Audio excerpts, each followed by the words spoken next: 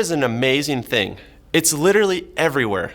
Yet beyond the occasional breeze, we don't normally feel it, see it, or sense its weight.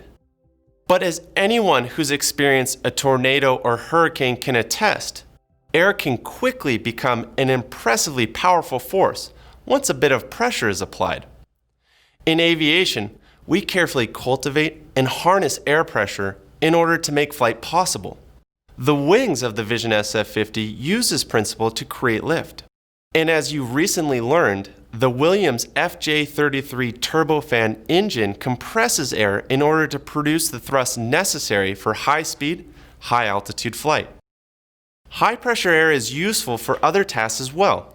For example, the Vision SF50 uses it for cabin pressurization and heating and is also the main actuator for primary de-ice and anti-ice systems. The system providing high-pressure air for pressurization and heating is called the Bleed Air Supply System, or BASS. This lesson will begin with a description of bleed air system components, operation, and controls. We'll then discuss cockpit indications, protections, and limitations. When we're done, you'll understand the flow of air through the system and the abnormal conditions you could encounter during flight. Bleed air may sound like something you find in a hospital emergency room, but it's actually a generic term for highly pressurized air taken from the compressor stage of a gas turbine engine for use in another system. In your Vision jet, this air is extracted from two of the FJ33's high-pressure compressor bleed ports. The amount of pressure available from these ports is proportional to the rotational speed of the N2 rotary group, so at low engine power settings, the pressure may be relatively low. One of the bleed ports supplies air to the ice protection system components, providing heated air for the engine intake area and compressed air for the operation of the wing and tail de-ice boots. The other port is used for cabin environmental control purposes.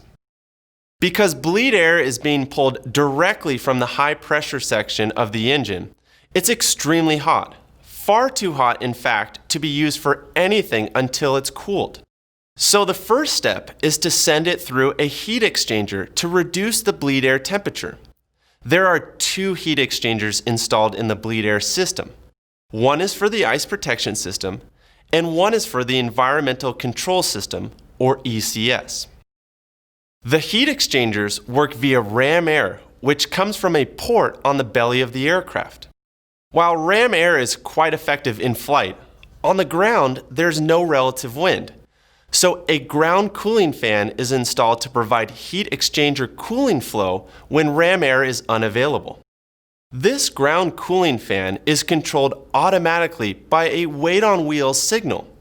An electrically controlled temperature control valve, or TCV, regulates the flow of air across the ECS heat exchanger so that a specific bleed air temperature and resulting cabin temperature can be achieved.